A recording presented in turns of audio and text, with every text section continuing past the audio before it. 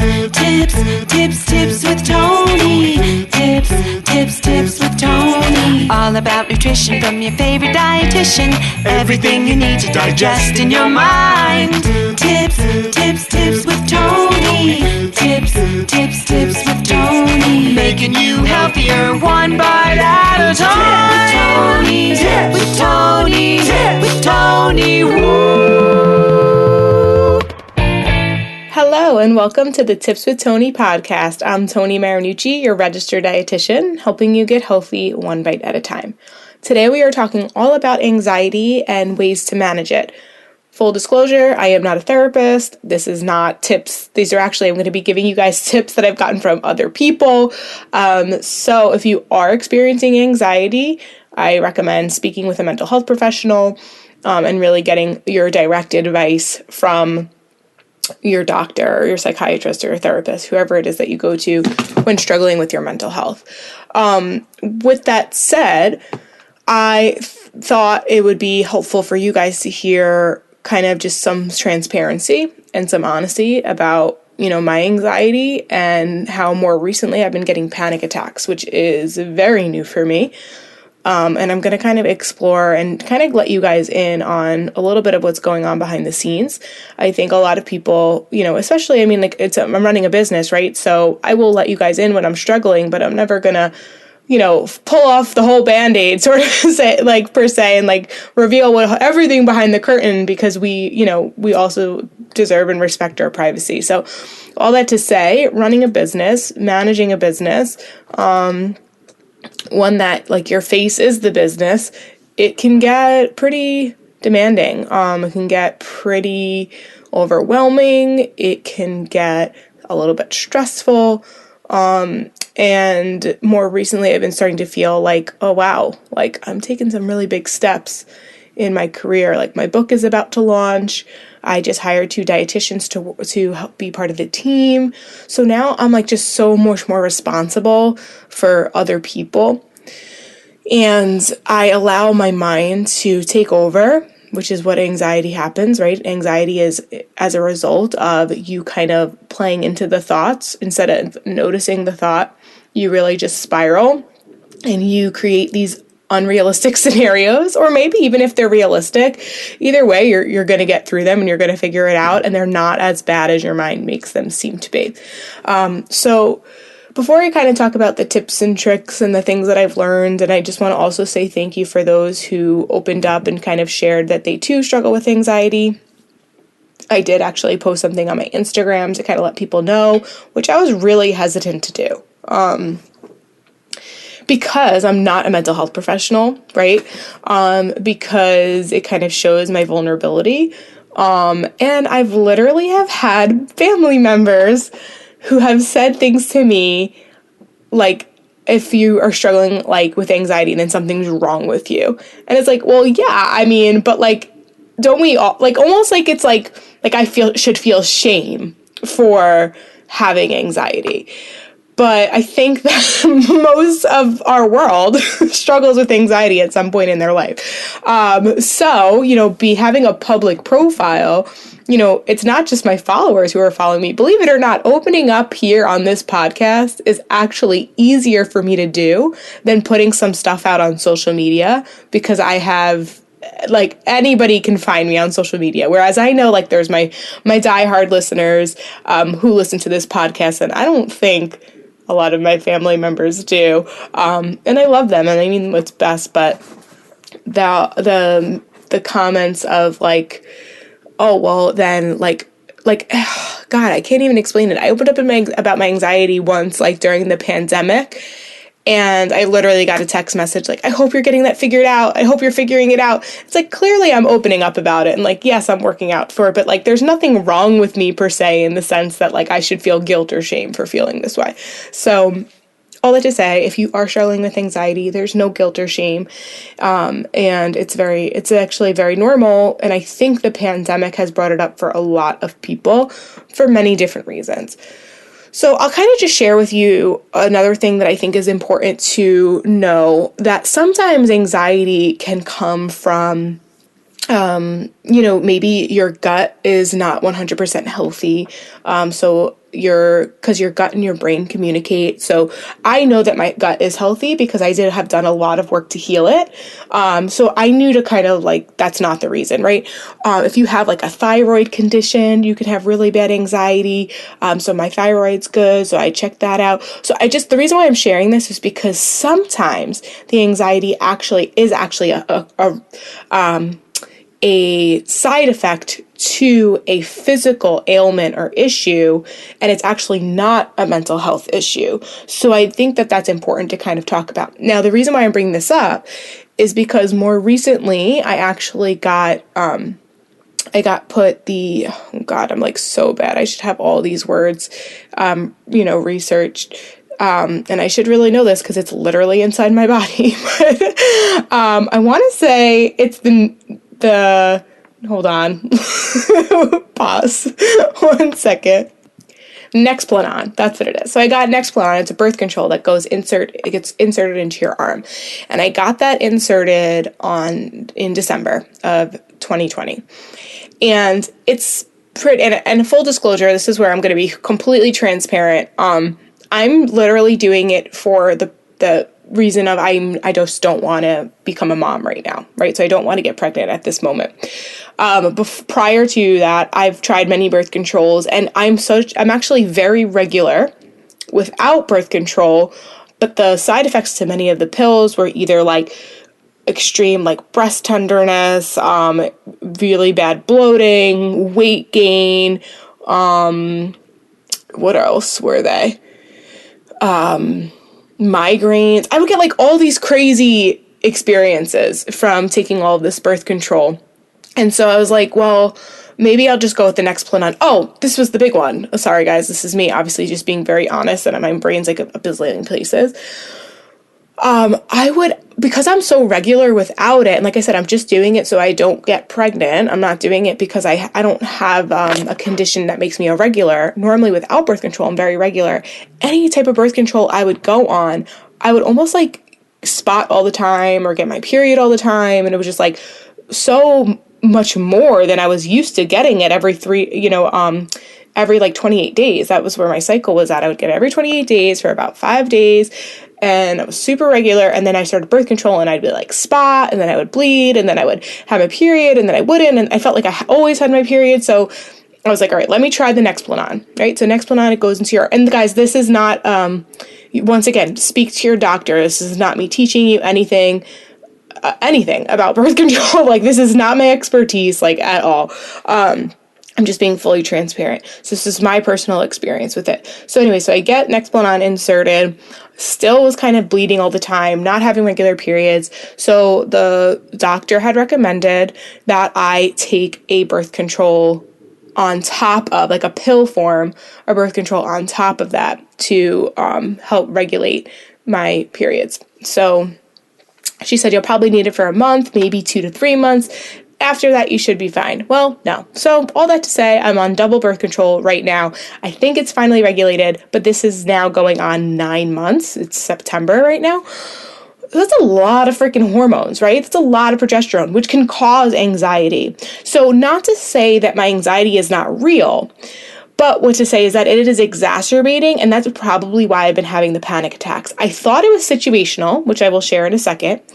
But I'm starting to notice more and more. I think it's a combination of many things. So regardless, the tips that you guys have provided for me on Instagram, that I had kind of put a poll out on my story, you gave really great tips. I've been talking to more people about it. I've gotten some really great feedback. All that to say, I might go to the doctor and I might get off this birth control. And I honestly, once again, full transparency, Bruce is totally open to get a vasectomy, and those are reversible, by the way. And so I don't want to go on a tangent, but I have a lot of thoughts about because of science there's so much research into how to make the woman who isn't really responsible for getting pregnant. It's the male sperm that is what makes somebody get pregnant. All this research goes into changing our bodies and fixing our bodies. And that's not where the research should be. That's just my thought to it. But I'm hoping that changes. Okay. Oh God, this is a lot. So all that to say, I might be adjusting my medication, but even if I don't, I still need to deal and manage this anxiety, because looking back on my history, growing up, I grew up, if you don't know, in a pretty chaotic household. My sister struggled with her mental health. There was lots of fighting between my parents. They love each other now, and everyone's amazing now, but that's just not the environment that I grew up in. So it was very loud, very chaotic, lots of yelling, lots of screaming. So I don't know if it's by nature, by circumstances, but I obviously was very anxious. I was always wondering, like, is tonight going to be the night where there's a fight? Am I going to have to go hide in the basement? Like, am I going to have to get in the middle? Like, am I even going to be able to finish my homework? Like, all the things that would kind of come up. I think I've always had anxiety. And I also remember too, I was always one to touch my hair, twirl my hair. I still do that now. It's a very, it's like an anxious act. And really early on, people would point out to me, it's like, oh, you're always touching your hair. And it was like my way of feeling calm, almost like you would like, pet something, like pet a dog or a cat. For me, like touching my hair would help calm me. So I'd feel very anxious. So looking back, I was always very anxious, but I also have talked about this on previous episodes before and just sharing my journey. I was struggling with my body image and all that. I just never really felt like there was room for me to open up. There was never really room for me to kind of share, like, I was feeling anxious. There were moments I actually felt really sad. I don't know if it was depression per se, but really sad, just like really, really sad. And I just like so badly wanted somebody to like notice, but no one really ever did. And looking back, I probably did struggle with anxiety and depression, but unfortunately, because my sister struggled so much with her mental health, I almost felt like there was no room for me to really get the help for it. So all that to say, I've probably been anxious my entire life. And now in a season where I have just recently hired 2 dietitians, I have a lot more responsibility on my plate. With that said, I also have a lot more free time on my plate because I've graduated a lot of my own clients. They're doing the coaching now. So now I've created this space and time on purpose to get the book out, to potentially like shift. I don't know what's coming next. I'm actually very excited, right? But when your brain is stressed and you're in this period of unknown, that's where the anxiety can really creep in, because sometimes I'm not in action all the time. I used to be a super aggressive action taker, like so aggressive. Like my adrenals and my cortisol levels were like, they were through the roof. I've had to get those fixed. It's just like always taking action and always doing. And although that was great and productive and all of that, it really wasn't, in the sense that it really just distracted me from really dealing with the anxiety. And through the years, I have also healed my relationship with food, where I used to eat when I felt anxious, right? So that's no longer a coping mechanism. I used to exercise like a psychopath, and like if I didn't exercise, it was like a really bad day. Now I've learned to, I don't have to eat to cope with my anxiety. I don't have to exercise to cope with my anxiety. I can move, but I've replaced it with healthier mechanisms like journaling and meditating. All that to say, there's still so much more that I can do, and I've just never really explored it. Okay, so this is where I kind of want to let you guys in on what's been happening more recently, and then I'll kind of get into the tips. Okay, so the reason why at first I was like, everything's going to be fine, like I'm going to be totally fine, which is true, I am going to be fine, is because at first I thought it was more like situational. So I'll let you guys in. About 2 months ago, or no, not even, a month ago, this was my first real panic attack, like really, really like what I'm noticing is that when I cry, it makes everything better. So if I didn't cry, I probably went to the ER. I probably would have had to go to the ER. But when I cry, I let it go, I release it, and then I somehow am able to calm down. So about a month ago, my very best friend got married. We were in Colorado. We traveled there, and I don't know if, some of you may or may not know this, but when we were 23 years old, our best friend took her life. So we lost our best friend to suicide when we were 23. So we were best friends. Like, we would talk about our wedding day. We would talk about having kids. We would talk about, she was always so funny and such a jokester. So we talk about like her, being the aunt to our kids, and just like, big things. Like, we talked about the big things, and here's a big day, a really big day. So she had been on my mind like all week, especially when I got there. Leading up, I was a bridesmaid in the wedding, and I just knew that she would have been a bridesmaid. And so this is where I started to notice, even talking about it right now, guys, I'm getting very emotional. Whew. Yeah. So this is what I'm talking about. This is I don't know if it's the anxiety, but as it really starts to take over. So I start pacing. Now, this is the day of the wedding, so we're getting ready. And this is where I start to notice I'm not present, right? So I should be so excited, and I am so excited for my best friend. And I also don't want to talk to my best friend about it because it's her big day, right? This is her big day. So I don't want to open up to her. I don't want to tell her this is how I'm feeling because she should be happy. She should be excited, right? So now here I am trying to keep it to myself, taking some big, deep breaths. I notice I start to pace. That's another sign that the anxiety is there. I start pacing. People are kind of talking to me, but I almost, it's like I'm kind of like in a daze, I'm not really present, trying to take deep breaths. Fortunately, where we were getting ready was the hotel. We were in a hotel, and like it was few doors down from where I was staying. My boyfriend was with me. So I excuse myself. I go to my boyfriend, and he's amazing. When I'm struggling with anxiety, guys, this is where having a right support system and the people near you that really get you and understand you are incredible. He really, oh God, now I can cry again. He just held me. He let me cry. He let me talk about it. And I just let it out. And honestly, like I said, the crying helps so much. It helps so much. So I don't know. And like I said, I'm not a mental health professional, guys. So if you are a mental health professional and you're listening to this, please let me know what I'm saying that's correct. Let me know what I'm saying that's wrong. All I know is that when we work with clients, we recommend they get help for their anxiety and depression or whatever emotions that they're struggling with, because we know that without those helpful coping strategies, they're going to continuously turn to food.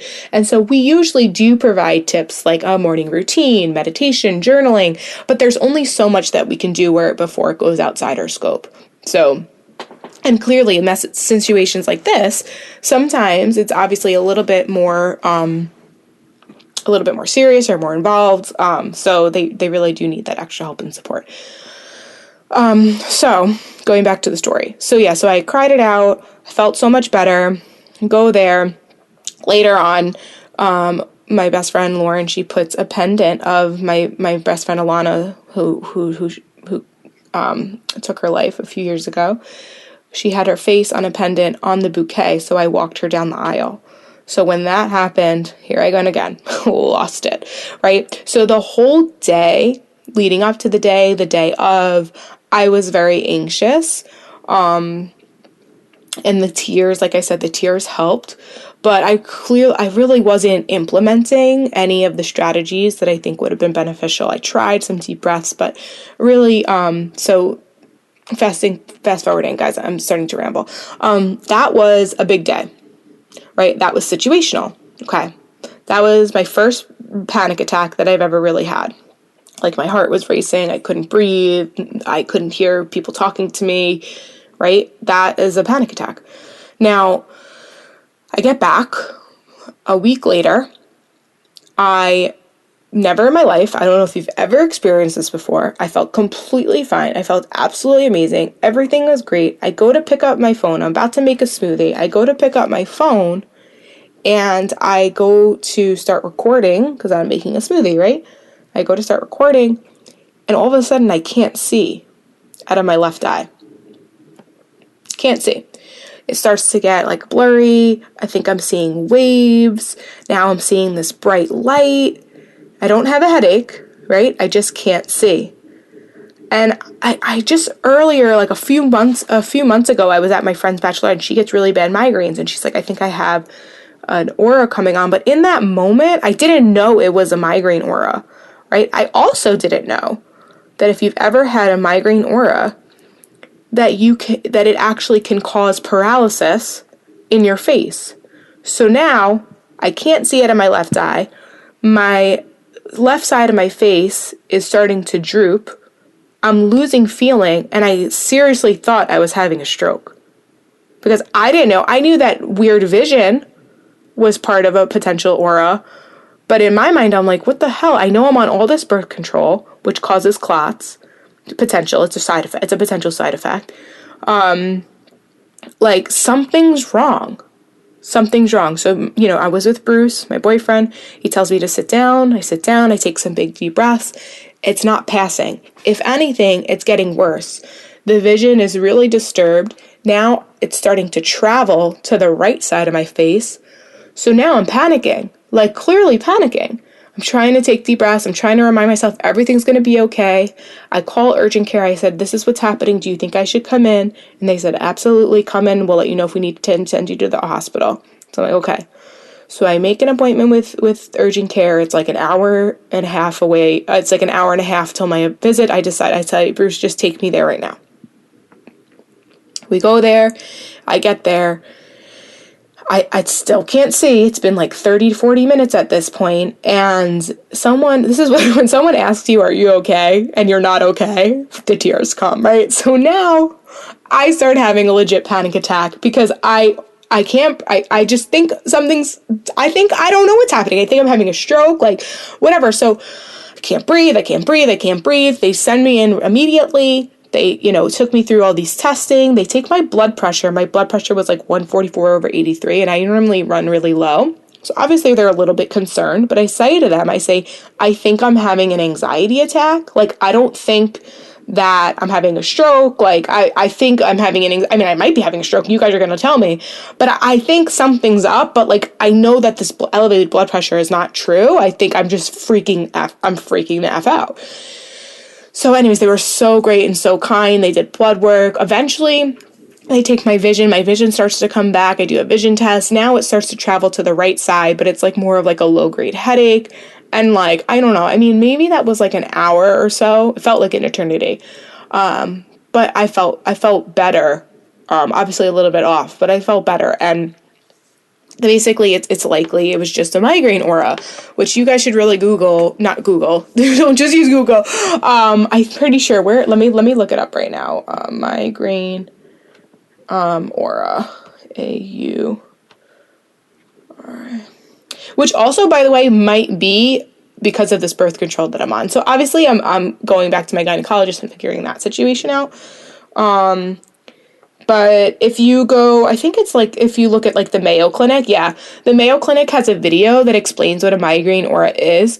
And it's crazy. It literally mimics a stroke. Like, so, but it's just like, obviously, I've never experienced that before, right?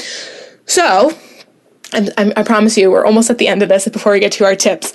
But, so that was obviously a situation that would cause an anxiety attack. A week prior to that, I was, it was a big day. My best friend was getting married. Our best friend wasn't there, like very situational. Fast forward, a week later, I'm about to get ready for my trip. So, mind you, in the middle of all of this, I'm going back and forth with Amazon. They're giving me issues. I'm about to publish my book, right? They're giving me issues with the structure, the format. The person who helped me with the inside is awesome and sweet, but she lives in Pakistan. So our, hours of operation are obviously, it's a lot of back and forth. And I really just want this book out. I'm like so excited. And there's just so many road bumps, right? Now the Kindle format isn't working for whatever reason. So I might need to hire somebody else or hire her again to like fix that. So just like so many road bumps, right?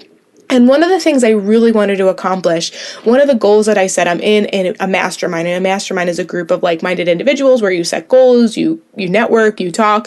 One of my goals from the last time we met was in March, and we were meeting again in September. And one of my goals was I had this vision. I wanted them each to have a copy of my book on their desk. So although I wasn't going to be launched, the book for the public wasn't going to be launched by them. By then, they were going to be able to have it. You can order what are called author copies, so that you can give it to people who you want to kind of market and promote you, right? So I so badly wanted this to be done, and it just wasn't working for me. It was like nothing was like I was back and forth, and I'm just like, oh God, I have to surrender. This isn't going to happen. Maybe it will, maybe it won't. I don't know, right? So, but that wasn't even really like a situation that I think would normally cause an anxiety attack. I mean, I get anxious right before I fly. But anyway, so now I'm getting ready to go. The book's like giving me a legit headache, not a migraine headache, like just a headache of just frustration. I'm about to get ready to fly. And to be honest, in this situation, like nothing happened. Nothing happened. I just started to feel myself feeling anxious. I started to feeling the shortness of breath. I started to feeling like almost like out of body. I started to feel like disconnected. I started watching my thoughts unravel. So my plan was that day to go get a pedicure, which is very relaxing. So I'm in the pedicure chair. I decided to put on a meditation, taking some deep breaths. I talked to my sister who understands because she's been where I've been. I call her up. She kind of walks me through. We talk. And I really tried so hard. Like, I really did try really hard. But this is why I'm excited to share with you all these other tips, because there are so many other things that you can incorporate that I think if I had known these beforehand, I would have been much better off. So all that to say, it ends up I get home, I start talking to Bruce. I don't know if it's him. He just makes me feel comforted. So I just like let it out on him and I just started bawling. And I cried for like an hour or so. And in this moment, I also want to talk about where sometimes using food to cope is okay. And here's where it's not okay. And I'm fully aware of this and I'm working on it. And sometimes it is and sometimes it isn't. But I think it requires you taking a deeper look. And once again, guys, I'm being so transparent today. Please let me know if this is helpful to you. I really want to help you through this. So like when in my past, I struggle with my body and food and obsessive exercise and all of those things. Like clearly I created this platform in this podcast to be able to help you through that. I have healed that and I'm still going to talk about it and I'm still going to help you through it. But I also don't want you to think that's it, that you're healed, right? There's things in life we're always going to be working and growing. And I'm actually really excited to share with you. I've been learning so much more new things just about myself and just about how you can get to know yourself better, to really help you through the different seasons in life and as you get older. And anyways, so I hope this is helping you. So I don't even know what I was saying at this point. So I was going to say is that I cried for like 2 hours. I just let it out. Clearly, I have a lot of shiznit. I was going to curse. But I got a lot of stuff from my past that I thought I healed. I really did. I've been in therapy. I thought I healed it. I really thought I healed it. But what I'm learning is that as you up level and as you're about to push yourself to what you used to think your limit was, but now I'm learning there are no limits, all that stuff resurfaces. So it's parts of my childhood that I need to identify and just to let that part of my younger self know that like, I see you, I see you, we're going to be okay. Like we're going to be just fine. And so all that to say, you're going to experiencing every time you like up level yourself, it's going to be a little bit hard. You know, things are going to come up. It's going to be emotional, but you just push through it. You push through it, you heal it, and you move on. So all that to say, I was crying, and then I did end up making myself a frozen pizza, put that in the oven, had the whole thing, and a glass or two of wine. And that was my dinner, and that's okay. So I kind of wanted to share that. So sometimes it's okay to emotionally eat. Drinking alcohol, I probably would have been better off with like a cup of tea, to be honest, because alcohol definitely just kind of contributes to that cycle. So full transparency, full honesty that, drinking alcohol can definitely be part of a healthy lifestyle. But if it's kind of the thing you're using to cope, fortunately for me, I'm not one to I don't want to bring this up to anybody, and I don't want this to trigger anyone, but for some, you might have a hard time knowing when to stop, right? For some of you, that and without, whether it be with alcohol, maybe you have trouble having just, 2 glasses per se.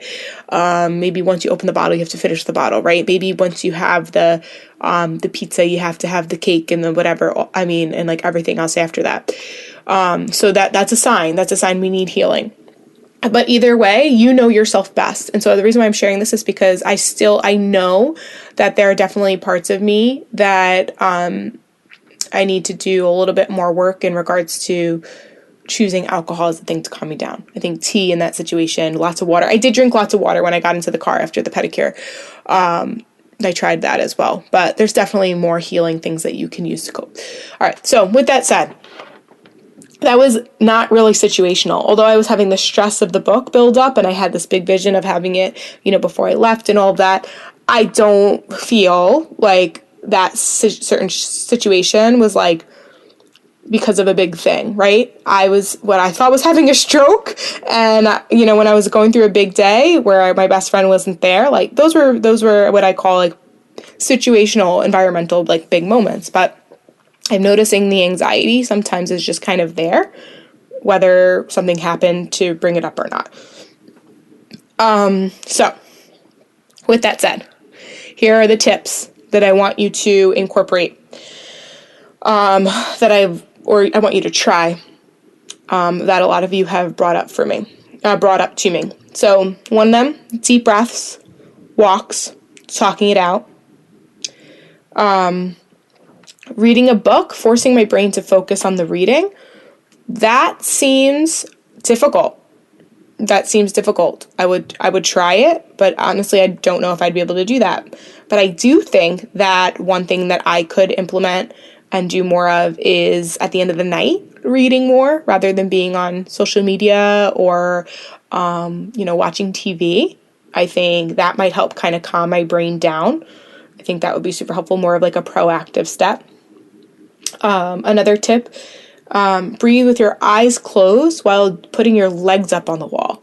So I actually feel like this would be super helpful because you need a grounding. You need something to ground you. So laying on the ground, like how symbolic is that? Because when we're anxious, we're like up in our shoulders and in our chests and in our heads, right? So when we take big, deep breaths, that helps kind of like bring us down a little bit. But I think physically going on the ground, putting your legs up, oh my God, that sounds so, so powerful. Box breathing and body scans, I've definitely helped that, heard about that. I have to look more into, this is where, once again, like, I think box breathing is, I could be so wrong, but I do know that when the nasal breathing, I don't know if that's box breathing, but if you hold like your right nostril, breathe in through your left nostril, close your left nostril with your middle finger. So you hold your left nostril, your middle finger, breathe out with your right. Breathe out of your right nostril. Breathe in with in your right nostril. Wow, guys, this is like so not my jam. But I've done it before and it's very helpful. So you breathe in through your right. Put your thumb on your right nostril, out through your left. Breathe in through your left. Middle finger on that, out through your right, and you repeat that process. I think that's box breathing, but I could be wrong. Body scans are super helpful. So when you breathe, tense up your head, then let it go. Tense up close your eyes, let it go. Shrink up your nose, let it go. Tense up your mouth, like close your jaw, let it go. Shrug your shoulders, let it go. Just like think about like holding your fist, let it go. Squeezing inhaling in your belly, let it go. Tightening up your butt cheeks, let it go. Tensing up your legs, let it go. Your feet, let it go. Your toes, let it go. Right? So that I think is one exercise, and then body scans could just be like paying attention to where you're, breathing into your head, so you don't actually have to like tense up your muscles and let it go.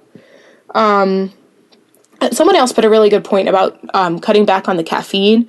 Definitely. I completely agree. I think that caffeine will definitely just stimulate that anxiety. Everyone's a little bit more sensitive than others. Excuse me. But yeah, the anxiety is definitely not going to be helped with some caffeine. So instead, maybe having like a cup of decaf tea, making sure you're hydrated, definitely helpful. Someone says to sit still and breathe, let go of the thoughts as they come into your head, right? So it's just a thought. Don't fixate on it. When you fixate on it, that's when your mind starts to spiral, okay? Someone else, a good friend of mine, a dietitian, she said magnesium powder. True, very true. Magnesium is very powerful with stress management. And she also said, which I do agree, a medication if you really need it. I think a lot of people turn to maybe marijuana or alcohol, or excessive consumption of food to help calm them, when sometimes a prescribed controlled substance might be more beneficial, right? If you really, really need it. So if it's really getting out of hand. Meditation and counter breaths. I'm just reading off of what people put in my Instagram stories. Google grounding technique anxiety. It's a super easy and quick and does the trick. So grounding technique anxiety. Okay. Time with animals. They always help me, but also work out, walk, or dance and sing like nobody sees. I love that. Dance is super helpful. Sometimes, honestly, I think that music is so powerful. I think music can be super beneficial. YouTube. Someone put YouTube, typing in like anxiety calming music.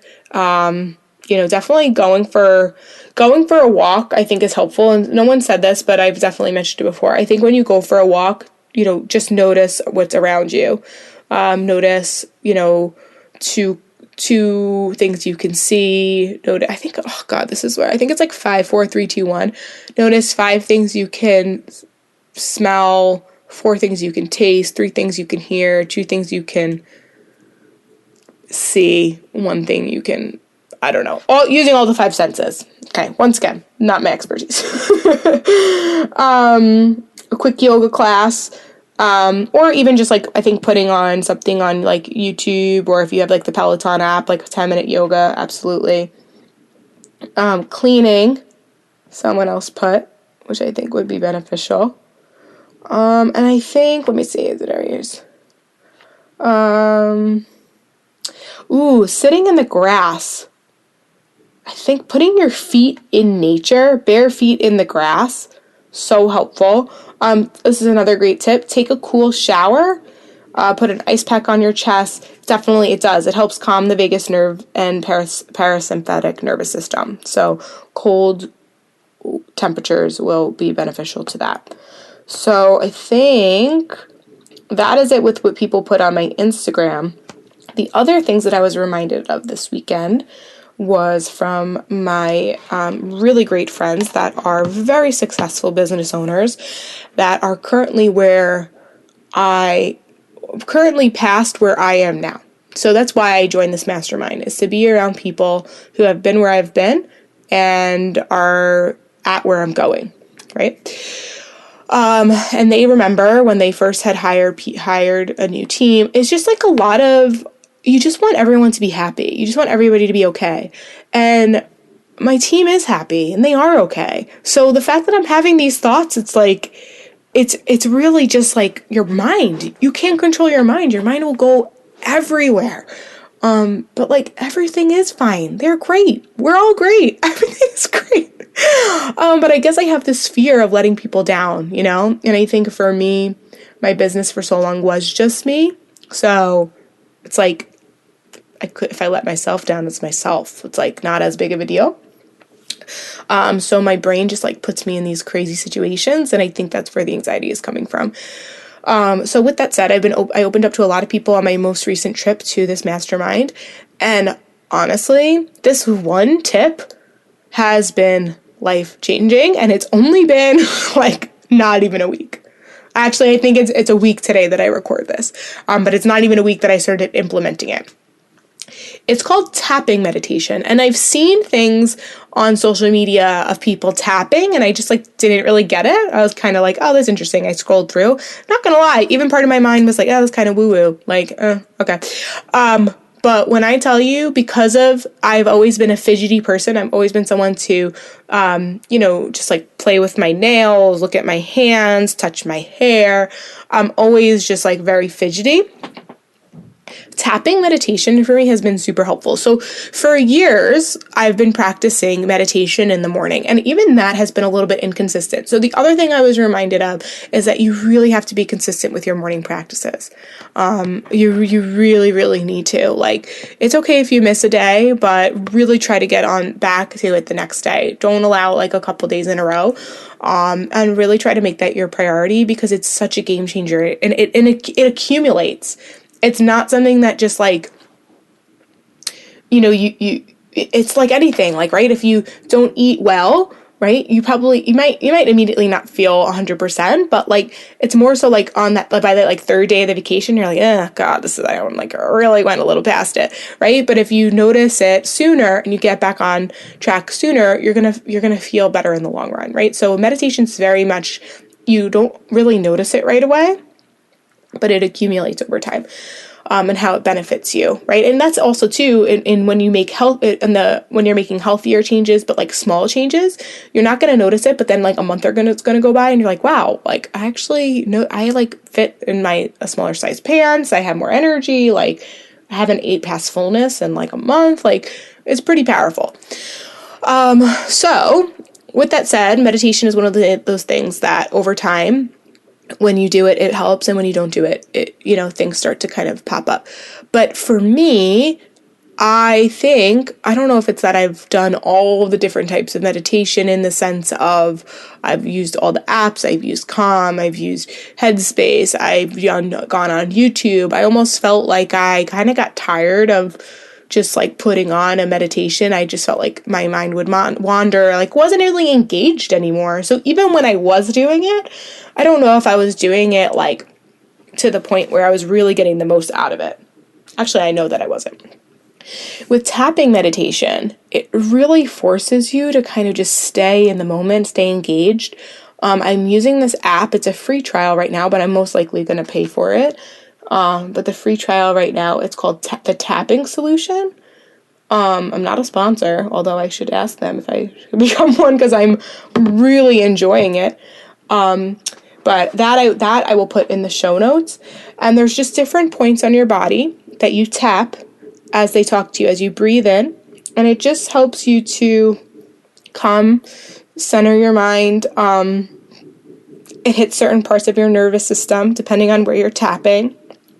And honestly, the 10 minutes there's ones that are shorter, but I'm usually doing ones that are like a little bit under 10 minutes, like 9 to 10 minutes. It goes by so fast, and I genuinely feel better. Like, it's more out of an immediate gratification. Like I was saying, sometimes with meditation, it's more of an accumulative, at least with my experience. But with the tapping solution, I really feel immediately better, like right after. It's just magical. Honestly, like I've been I journal most mornings. I don't want to say every, because I'm not perfect, but I journal most mornings. And honestly, the past few days, my first sentence of my journal is like, wow, tapping meditation is magic. Like, so magical, so magical. So those are my tips. This was a long episode. I don't know how long I've been talking, but I know it's been a while. I normally keep these a little bit shorter, but I really wanted you guys to understand the whole process. Also, too, I'm open to feedback. I'm open to suggestions. Happy to hear your thoughts, whether it's about birth control, whether it's about aura migraines, whether it's about anxiety or depression or taking medication or not taking medication. Like, I am not judging anybody through this at all. I am literally just sharing my thoughts, and I am happy to hear from you. And I just also wanted you to know, I hope that this is helpful for you. So I know I gave a lot of tips and suggestions. I think that when it comes to any sort of issue, there's never one solution, right? So sometimes when it comes to managing emotional eating, we teach people, I want to just say that when someone's struggling with managing emotional eating, there's many pieces to it. So sometimes distraction and going to bed is helpful. Other times, allowing themselves to eat the thing that they're craving is the best thing that they can do in that moment, right? Sometimes it's going to make sense for them to go for a walk. Other times, it's going to make more sense for them to call a friend, right? So you have to have many tools in your toolbox, right? So the next time, because there will be a next time, I'm sure, I experience the anxiety, I'm going to try to, number one, remember these things because it's a practice, right? You have to remember to implement them. What happens in those moments, because this is new for me, I've had 3 panic attacks in the past month, but I've never before ever had a panic attack, right? I've always probably had anxiety, but I've never had a panic attack, right? So for me, I forget. like it's not like I haven't had time to practice these skills or I haven't had time to know what to do. So the next time though that it happens, I am 100% going to remind myself that if I continue to obsess on these thoughts, I'm going to spiral and that I need to just not follow the thought. I'm going to take big deep breaths. I'm going to drink tons of water. I can tell it's just such a healing process. And I'm going to ground myself. I think the idea of putting your body on the ground and up against the wall, if I can, depending on where I'm at, right? Once again, it's very situational. If I'm home, I can do that. If I'm in public, I might not be able to do that, right? But I want to definitely try that. And I'm just going to remind myself, I'm not my thoughts. I am not my thoughts, right? There's many things that I can do, and I just have to get really good at being aware of them and practicing it. So, like I said, any tips, feel free to message me on Instagram at tips_with_Tony with an I. Email me tipswithtony@gmail.com and let me know what you're thinking. In the meantime, I don't know if you guys know, but my book really is almost on its way out. After all that stress and anxiety and overwhelm, I still have to record the audio. I still got to get the Kindle version figured out, but the paperback copy is ready to be out in the world. I'm just waiting for all those other pieces to come together. But with that said, it's happening really soon, so I'm very excited. But if you can't wait, you can get access to one of my favorite chapters. I have a lot of favorite chapters, but one of my favorite chapters is chapter 5. It's all about how to measure what matters and how scales... Actually, no, that's chapter 6. It's all about how scales don't measure what matters, and then chapter 6 is how to measure what matters. But chapter 5 is really, really near and dear to my heart. It's another chapter where I really go in depth and I'm very honest about personal experiences of mine. And honestly, I do this because I follow people, like, for example, I'm in Chris Harder's mastermind, his wife, Lori Harder. I look up to her so much in so many ways. And I listen to her podcast and I'm always just like, wow, she struggles with this too. But when you look at her, she looks like her life is just like incredible and she's killing it, and like, wow, like, and it just validates my feelings. It just helps me understand that, like, I can still do this. I might struggle because I think it's normal to struggle, but there's ways in which I can respond and there's things that I can do so I don't feel stuck and I don't get held back, right? I can keep moving and growing even though I might be experiencing these feelings. So that's why I've decided to share kind of what's going on with me, because I have mentors and people I look up to who do the same thing. So that's my book. Is a lot of transparency in the book, a lot of transparency here today. So go get access to chapter 5 while you wait. And by getting access to chapter 5, I'll put the link in my show notes. You will get notified 24 hours before I officially launch to the public the date that the book is coming out. Okay, so by joining that early bird list, not only do you get to read chapter 5 before everybody else, you also will get notified so you can buy the book on Amazon 24 hours before I announce it to the public. So, super excited for you. All right, guys, that is it for me today. Thank you so much for listening. Thank you for your patience. I know we went a little longer today. I look forward to chatting with you, seeing you, talking to you the next time. As always, this is Tony Marinucci, your registered dietitian, helping you get healthy one bite at a time.